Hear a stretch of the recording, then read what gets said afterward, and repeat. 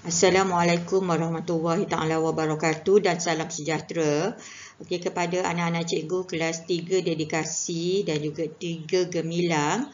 Okey, hari ini adalah hari pertama kamu bersuah muka dengan cikgu. Okey, salam perkenalan daripada cikgu. Nama cikgu Kamadah binti Sa'dun. Cikgu yang akan ajar kelas kamu sejarah. Okey, jadi untuk hari ini kita akan pergi kepada tajuk bab yang pertama iaitu kedatangan kuasa barat. Okey, jadi untuk pembelajaran kita pada hari ini dan juga pembelajaran kita yang akan datang, cikgu harapkan okey, selain daripada kamu dengar apa yang cikgu ajar, kamu juga cikgu nak kamu buka buku teks kamu, okey. Saya rasa semua kamu dah dapat buku teks, buku sejarah tingkatan 3. Okey, jadi kalau dah dapat, okey, kita buka sama-sama, kita tengok isi kandungannya. Okey, bab yang pertama adalah tentang kedatangan kuasa barat. Okey, yang ini kita akan belajar pada hari ini. Kemudian bab yang kedua adalah tentang pentadbiran negeri-negeri Selat. Okey. Bab yang ketiga tentang pentadbiran negeri-negeri Melayu bersekutu. Bab yang keempat, pentadbiran negeri-negeri Melayu tidak bersekutu. Seterusnya, bab yang kelima adalah pentadbiran barat di Sarawak dan juga Sabah. Bab yang keenam adalah kesan pentadbiran barat terhadap ekonomi dan juga sosial. Okey, seterusnya bab yang ketujuh, kamu akan belajar tentang penentangan masyarakat tempatan. Okey, bab yang ke-8 tentang kebijaksanaan raja dan pembesar Melayu menangani cabaran barat. Okey, jadi kalau awak tengok buku teks kamu ada 8 bab ada 8 bab yang kamu akan belajar. Okey, jadi hari ini kita akan pergi kepada tajuk yang pertama iaitu bab 1 tentang kedatangan kuasa barat. Okey, subtopik ada 4 ada 4 subtopik untuk bab yang pertama ni. Okey, yang pertama adalah 1.1. Okey, 1.1 kamu akan belajar tentang kestabilan dan kemakmuran negara kita. Okey, dekat sini kamu akan belajar, kamu akan tahu tentang apa maksud kestabilan dan juga apa maksud kemakmuran. Okey, kemudian kita pergi seterusnya, okey, tentang 1.2 iaitu faktor kedatangan kuasa barat ke negara kita. Okey, di sini kamu akan belajar tentang kedatangan kuasa barat, okey, pada abad yang ke-16. Kemudian kedatangan kuasa barat pada abad yang ke-17 dan 18. Kedatangan kuasa barat pada abad yang ke-19 dan juga 20. Tapi untuk hari ini, okey, cikgu hanya akan ajar iaitu 1.1 iaitu tentang kestabilan dan juga kemakmuran. Okey, subtopik yang seterusnya adalah 1.3 persaingan kuasa barat untuk mendapatkan tanah jajahan dan 1.4 adalah perbezaan, okey, perbezaan strategi kuasa barat untuk menguasai negara kita. Di sini kamu akan belajar tentang okey, bagaimana strategi kuasa barat untuk meluaskan kuasa di negara kita. Kemudian, okey, apa dia strategi Belanda, okey, untuk menguasai negara kita dan juga apa dia strategi British untuk menguasai negara kita. Jadi, di sini, okey, ada di bab 1 ni ada berapa? Ada 4 subtopik, okey. Yang pertama tadi cikgu kata adalah 1.1 kestabilan dan kemakmuran negara. Yang kedua adalah faktor kedatangan kuasa barat ke negara kita dan 1.3 okey, persaingan kuasa barat untuk mendapatkan tanah jajahan dan 1.4 adalah perbezaan strategi kuasa barat untuk menguasai negara kita. Dan cikgu kata untuk hari ini, okey, hanya satu subtopik saja yang cikgu akan ajar iaitu 1.1 Apa dia 1.1? Kestabilan dan juga kemakmuran negara kita. Okey.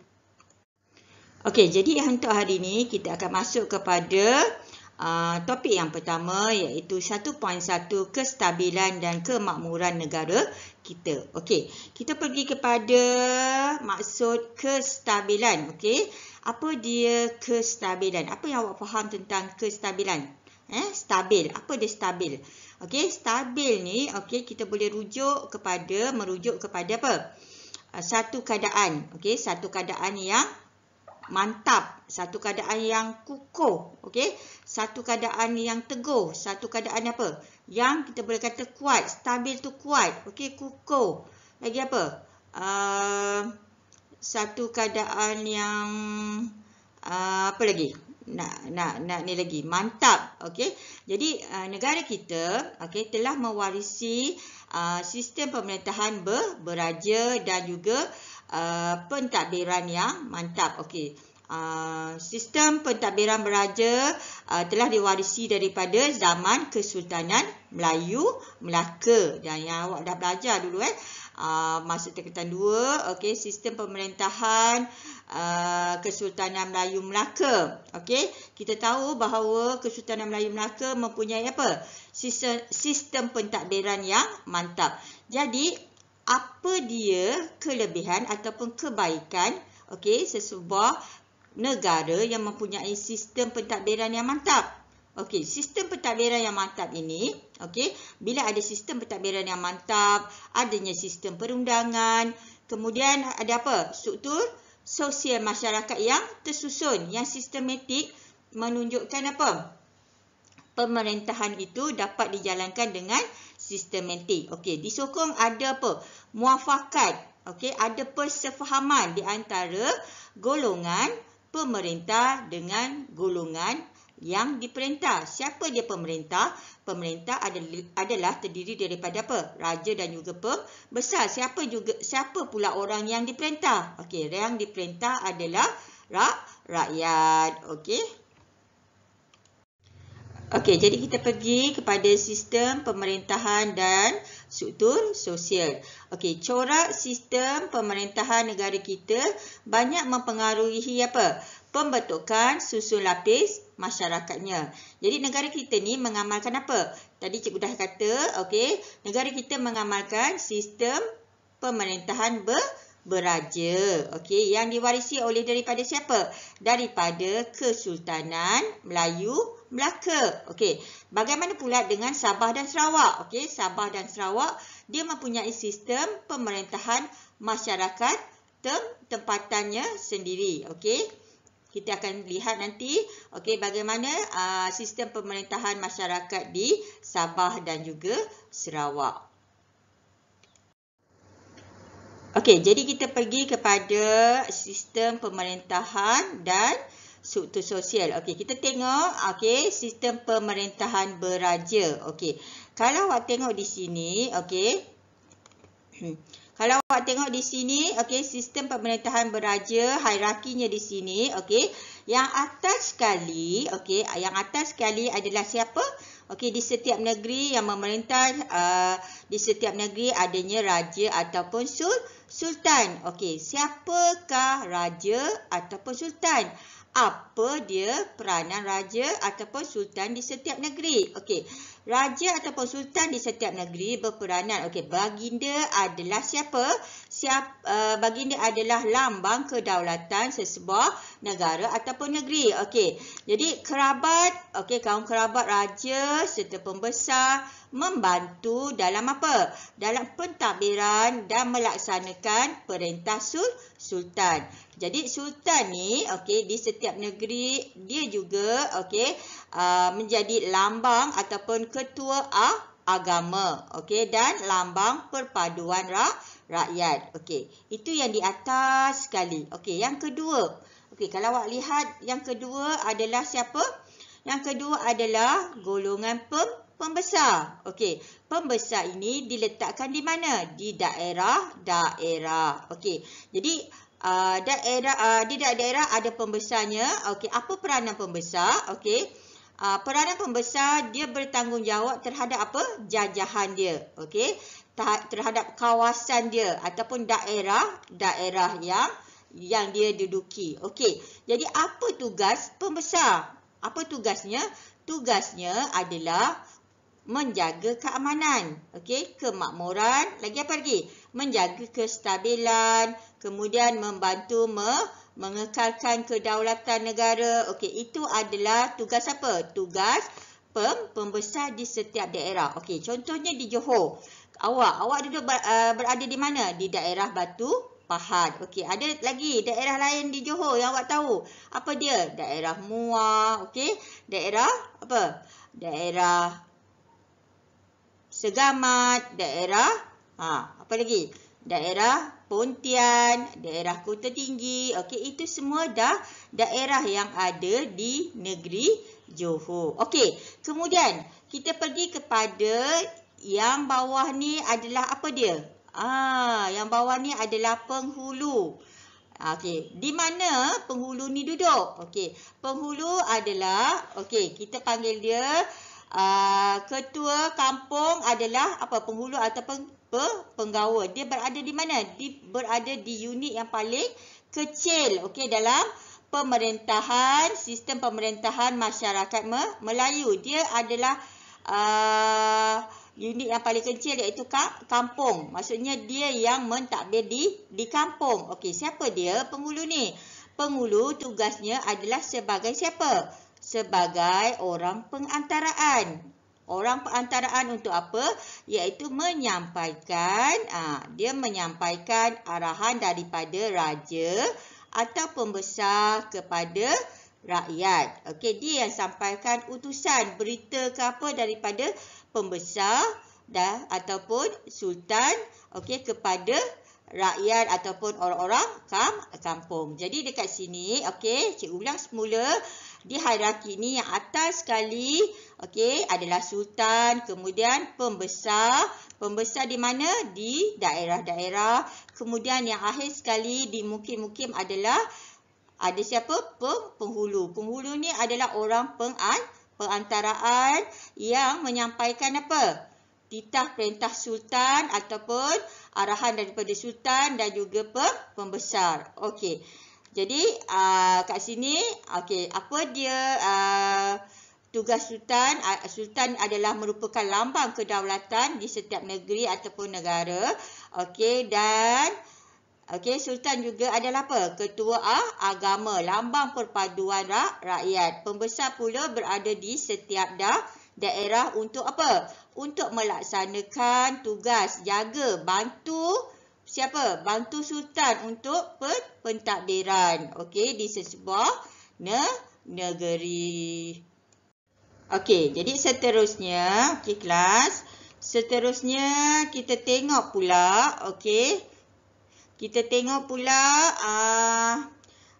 sistem pemerintahan ataupun hierarki di negeri Sembilan. Okey, dan hanya dilaksanakan di Negeri Sembilan. Dia berbeza dengan apa? Negeri-negeri yang lain. Kalau awak tengok di sini, okey, kelas, di sini awak tengok yang atas sekali, kita panggil dia siapa?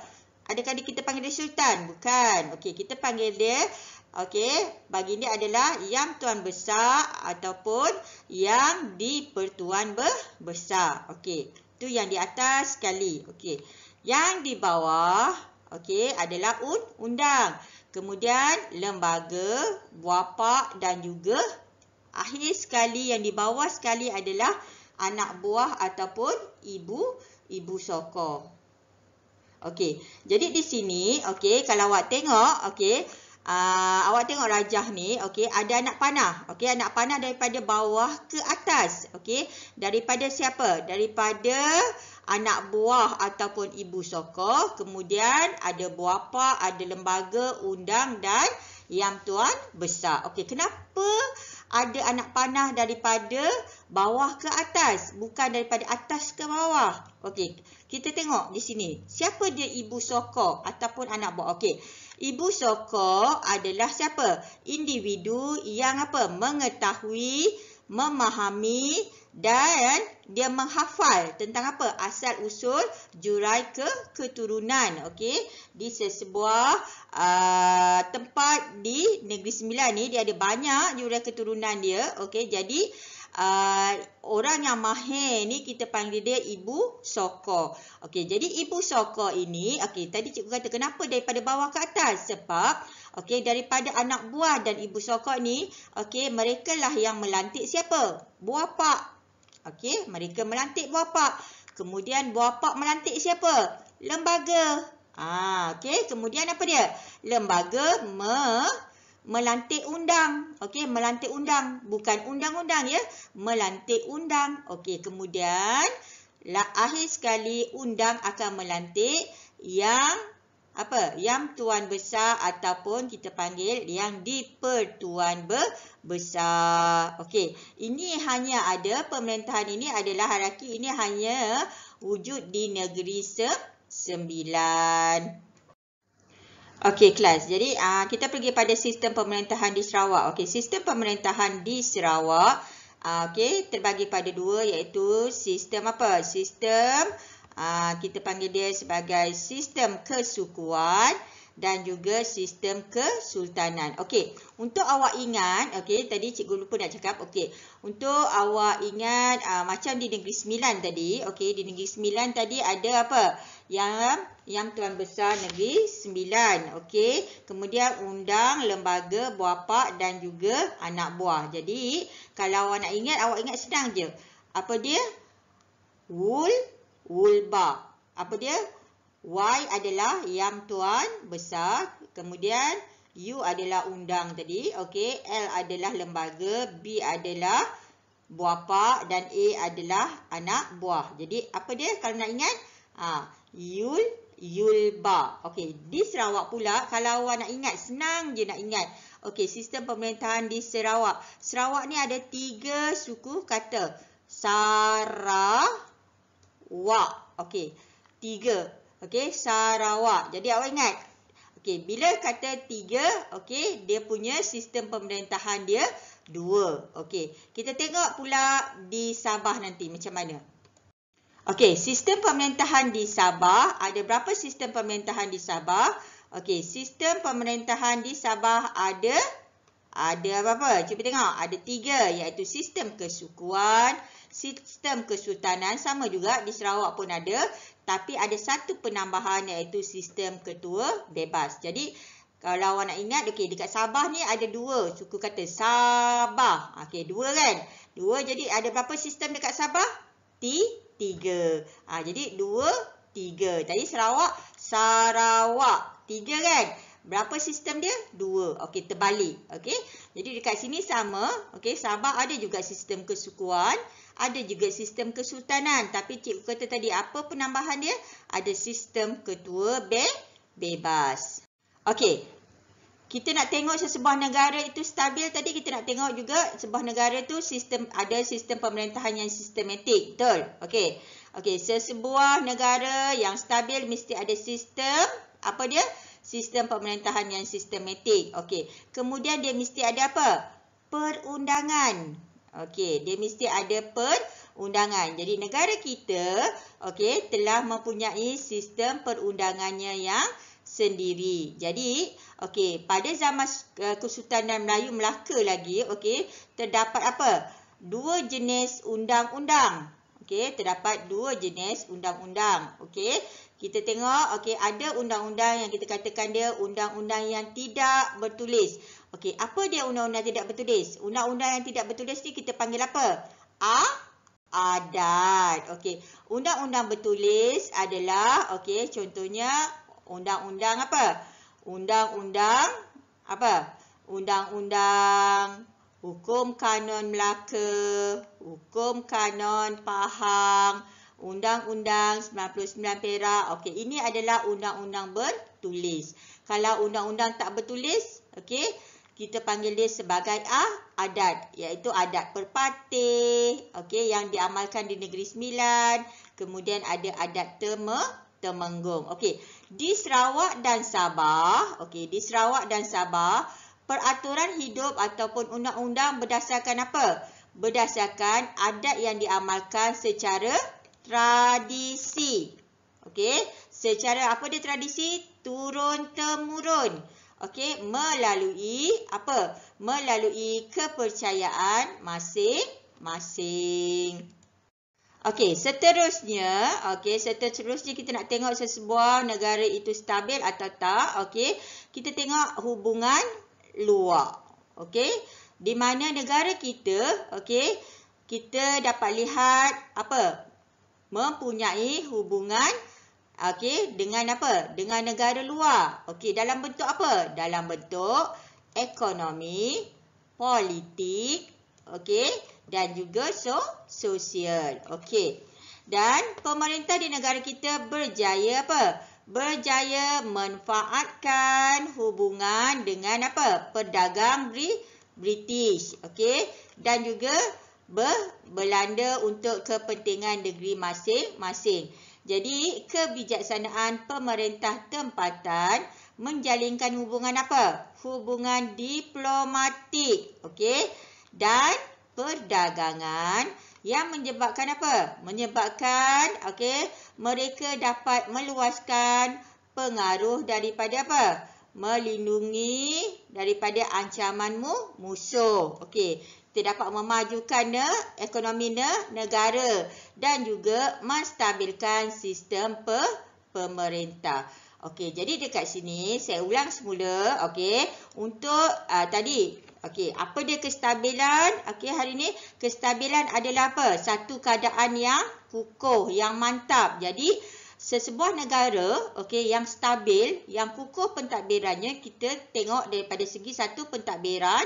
Yang kedua tadi apa? Undang-undangnya dan juga hubungan luar. Okey, jadi ada 3 kat situ yang awak belajar.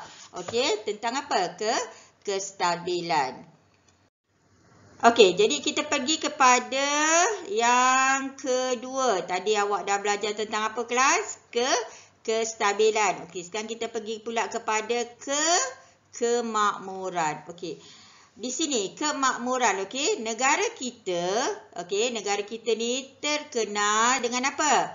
Okey, di persada antarabangsa, okey, antarabangsa apa? Negara kita memiliki kekayaan. Negara kita ni kaya. Kaya dengan apa? Satu. Okey, satu apa dia? Hasil bumi. Kemudian, kaya dengan apa? Sumber alam daripada galian. Okey, kemudian apa? Negara kita ni, okey, campak, tanamlah apa? Semua hidup, okey, kesuburan tanah. Lepas tu apa? Sumber makanan. Okey, negara kita kaya dengan sumber makanan. Okey, kelautan. Kemudian ada flora dan juga fauna. Jadi negara kita ni alhamdulillah, okey, sebuah negara yang apa? Yang kaya dengan apa? Hasil bumi, hasil galian, okey, yang Allah bagi, okey. Semua apa? Semuanya ada. Jadi kemunculan pelabuhan perdagangan pada waktu dahulu, okey, pelabuhan perdagangan yang strategik, okey, membolehkan apa? Bila ada pelabuhan, okey, membolehkan sumber-sumber hasil bumi ni dan juga sumber alam kita diperdagangkan. Diperdagangkan ke mana? Ke seluruh dunia. Okey, jadi kemuncak nanti kita dapat lihat apa dia kemakmuran bila dah hasil bumi dapat diperdagangkan. Okey, kemudian kemuncaknya kita akan belajar adalah negara kita. Okey, kita nak lihat dalam bidang apa? Berkembangnya bidang keintelektualan. Okey, maksudnya ada pendidikan dekat sini dan juga persuratan. Okey. Okey, seterusnya kita akan pergi kepada tajuk yang seterusnya. Okey, tadi kita tahu bahawa tadi apa dia kemakmuran? Okey, kemakmuran negara kita ni ada banyak hasil bumi. Okey, hasil bumi dan hasil alam. Kaya sangat. Okey, jadi negara kita kaya dengan hasil galian seperti apa? Hasil galian, bahan galian. Biji timah, emas, okey, perak. Negara kita juga dikenali sebagai pusat pengeluaran hasil apa? Hasil hutan seperti apa? Rempah ratus, dama dan juga rotan. Okey. Hutan rimba di negeri Melayu, Sarawak dan Sabah terkenal dengan apa? Hasil-hasil hutan. Okey, Sabah dan Sarawak dia ada banyak hutan yang besar lagi. Okey, ada kayu kayan, ada kapur barus, ada rotan, dama, getah, jelutung, kayu gaharu, kayu cendana. Okey, ini adalah sumber kekayaan rimba kita. Kemudian hasil-hasil hutan ni dijual kepada siapa? Dijual kepada pedagang-pedagang Cina, Jepun, Siam dan juga India. Okey. Negara kita juga kaya dengan apa? Hasil laut. Okey, apa dia hasil lautnya? Adalah seperti sirip ikan hiu. Lagi apa lagi? Timun laut. Okey, rumpai laut. Okey, apa lagi? Mutiara. Apa dia timun laut ni? Timun laut ni apa dia? Gambar tu timun laut lah. Okey. Jadi dekat sini kalau awak tengok, kalau awak tengok gambar di sini yang ada adalah tentang apa? Kegiatan mendulang secara tradisional. Okey, yang ini adalah kegiatan mendulang yang diadakan di apa? Di sungai. Okey, ini secara tradisional dia mendulang biji timah. Okey, yang bawah ni. Okey, kalau awak tengok yang bawah ni adalah kegiatan apa? Kegiatan mengutip apa? Mengutip hasil hutan. Okey. Okey, tadi kita tahu bahawa kita kaya dengan hasil alam. Okey, jadi hasil alam yang ada ini kita manfaatkan, kita gunakan. Okey, kita jadikan apa? Okey, jadi masyarakat tempatan mempunyai sifat yang sangat kreatif dan berkemahiran tinggi. Jadi mereka berjaya menghasilkan apa? Kraf tangan yang indah dan juga menarik. Apa dia kraf tangan yang dihasilkan? Okey, kalau awak tengok dekat sini ada apa? Tikar mengkuang. Okey, tikar mengkuang ni adalah dihasilkan daripada apa? Daun mengkuang. Okey. Daun pandan, daun nipah dan juga bulu dijanyam dijadikan tikar, dijadikan bakul. Okey. Dan masyarakat Melayu juga mahir dalam bertukang kayu. Okey, dia buat apa? Buat perahu, buat perabot. Okey, daripada rotan. Kemudian apa? Menempa, dia buat apa? Alat senjata tradisional. Okey, di Sarawak. Okey, di Sarawak terdapat kegiatan menenun kain puah. Apa dia ni? Ni kain puah. Ni contoh kain puah. Okey, ni adalah contoh kain puah yang ditenun oleh masyarakat Sarawak.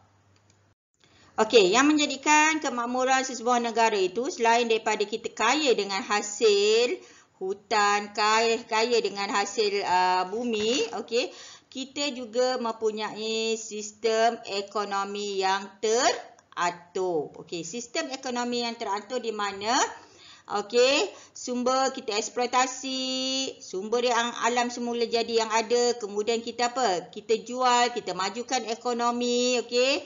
Kemudian kita terlibatkan diri dalam perdagangan. Semua hasil-hasil hutan tadi, semua hasil-hasil bumi yang ada, okey, kemudian kita apa? Kita manfaatkan, kita hasilkan tikar, okey, daripada apa tadi?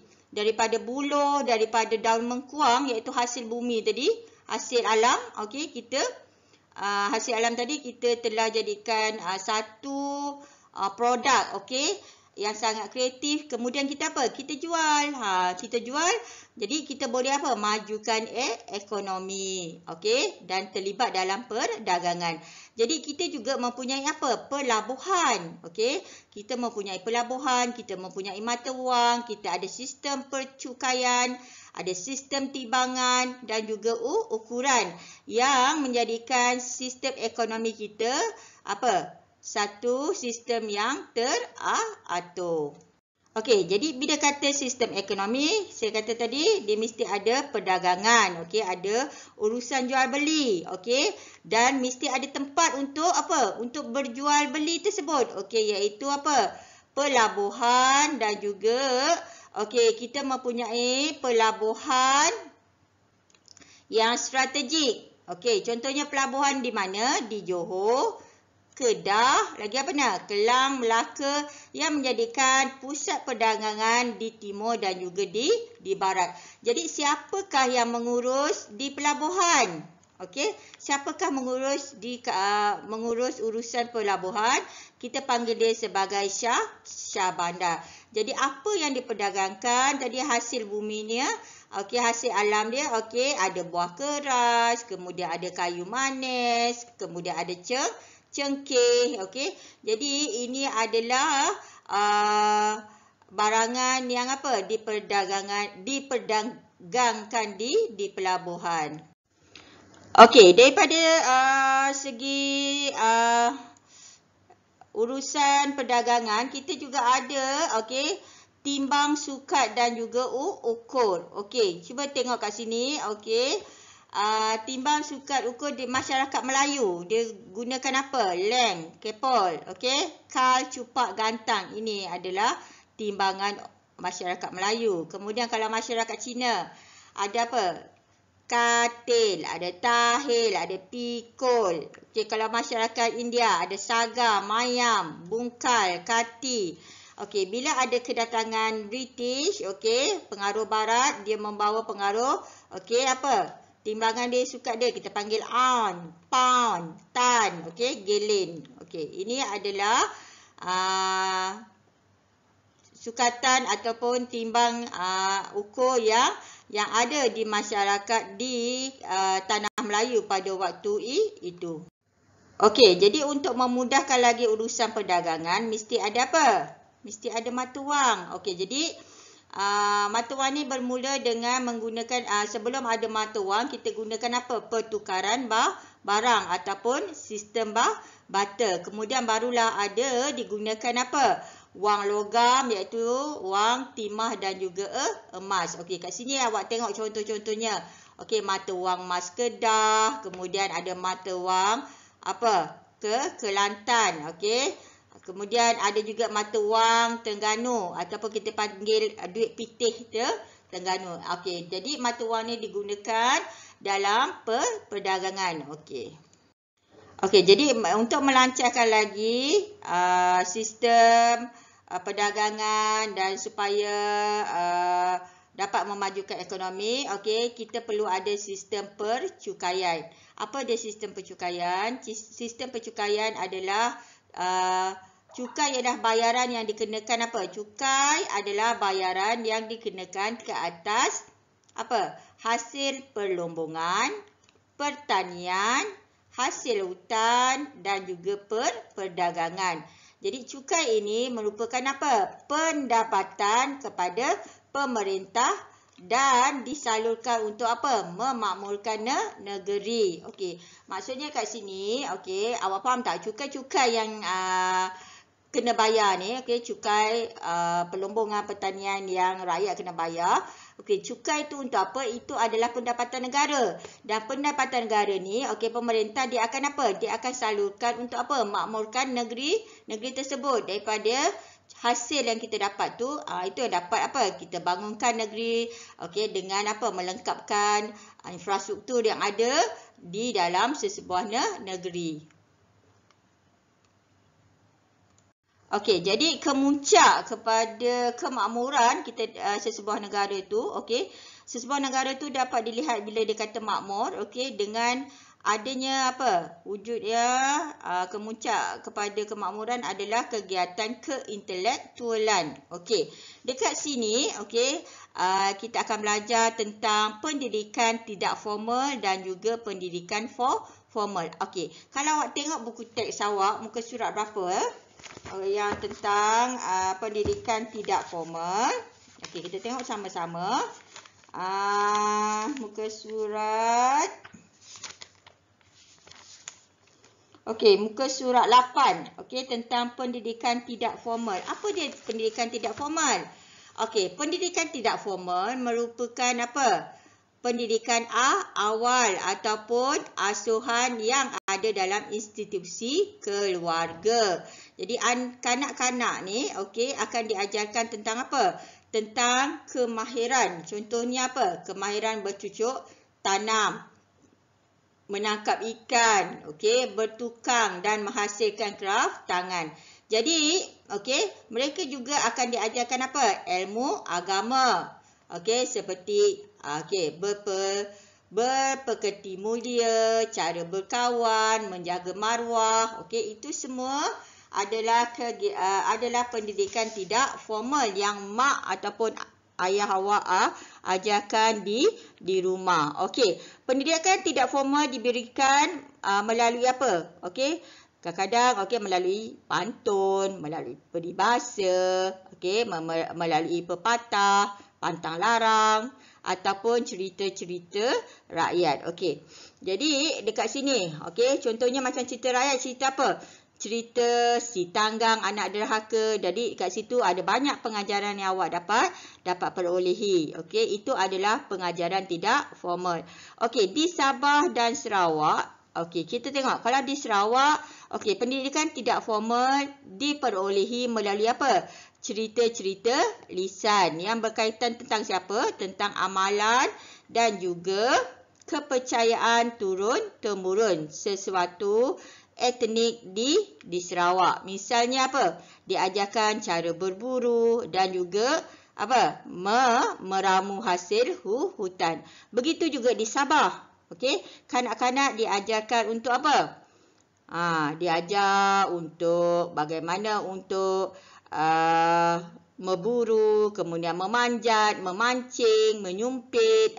Okey, itu adalah pendidikan secara tidak langsung diajar oleh apa? Ibu bapa kepada anak-anak mereka. Okey, tak ada sukatan pelajaran yang khusus. Dia adalah lebih kepada kemahiran. Okey. Okey, pendidikan formal pula. Okey, bagi masyarakat Melayu, pendidikan formal adalah bercorak apa? Okey, bercorak Islam dan lebih menekankan ilmu keagamaan. Okey, pendidikan formal dilaksanakan di masjid, surau, pondok, madrasah dan juga istana. Kalau di Sarawak, pendidikan formal ni dijalankan di mana? Di sekolah ataupun masjid. Okey, sekolah agama. Okey, jadi kumpulan etnik yang beragama Islam mempelajari pendidikan agama Islam seperti apa? Mereka akan membaca Al-Quran, kemudian belajar tulisan Jawi. Selain itu, mereka mempelajari melaksanakan ibadat. Maksudnya belajar apa? Belajar sembahyang. Okey, dengan siapa? Dengan imam dan juga lebat. Okey, di Sarawak,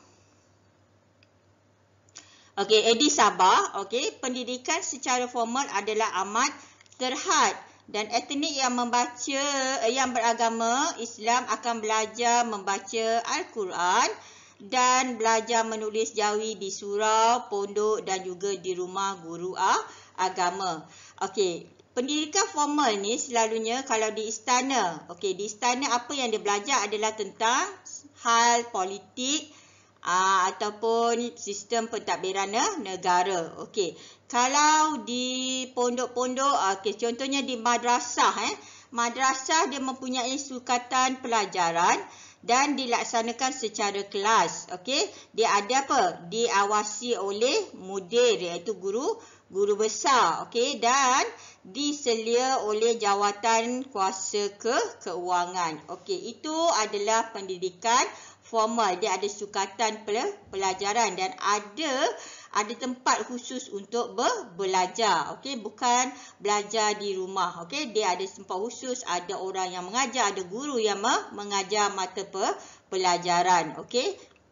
Okey, dan pada waktu itu juga bahasa Melayu dan tulisan Jawi telah berkembang dengan pesat, di mana bahasa Melayu menjadi bahasa apa? Bahasa ilmu dan juga bahasa lingua franca, iaitu yang digunakan dalam urusan apa? Perdagangan di alam Melayu.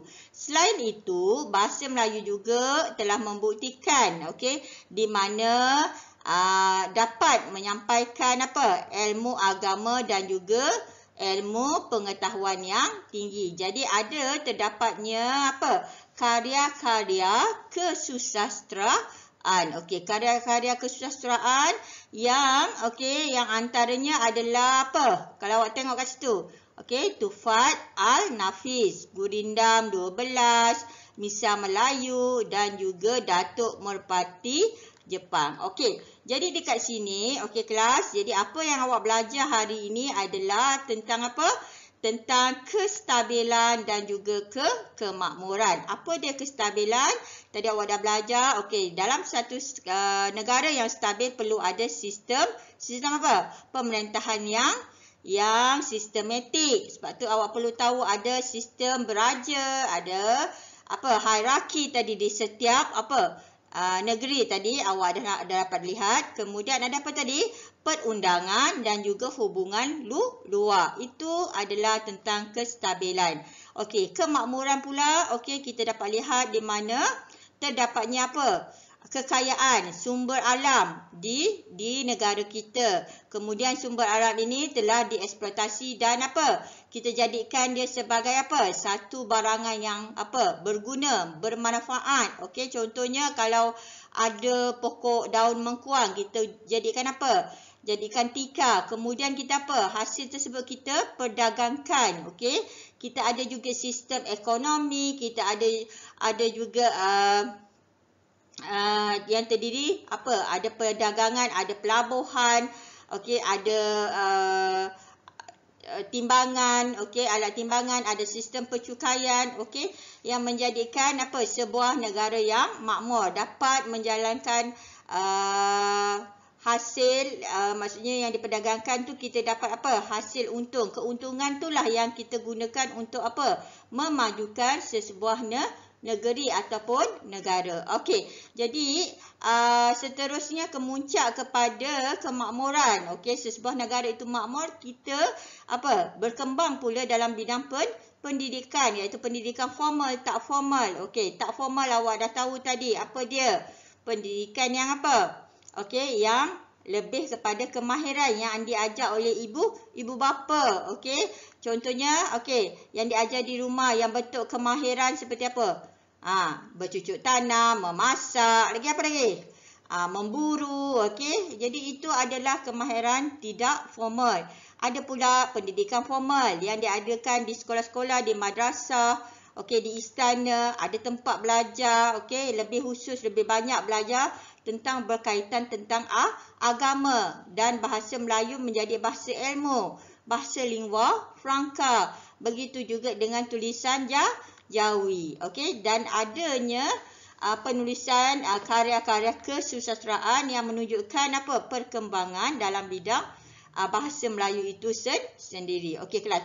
Jadi untuk kelas akan datang, cikgu nak kamu baca dahulu, okey, apa tentang 1.2, iaitu tentang faktor kedatangan kuasa barat di apa? Di negara kita. Okey, jadi kelas cikgu rasa cukup sampai sini dulu. Okey, kita akan sambung di kelas yang akan datang.